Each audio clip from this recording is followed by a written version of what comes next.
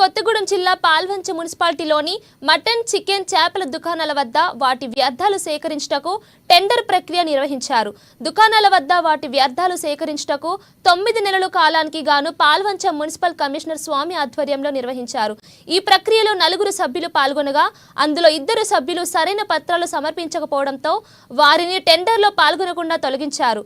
పాల్గొన్న ఇద్దరిలో 23,05,000 రూపాయలకు ఆంధ్రప్రదేశ్ కైకలూరుకు చెందిన ఘంటసాల చందు టెండర్ కైవసం చేసుకున్నారు. మాంసపు వ్యర్థాలు ప్రతిరోజు పాల్వంచ మున్సిపాలిటీ పరిధిలోని ఆయా షాపుల వద్ద సేకరించి వారు తీసుకెళ్లారు.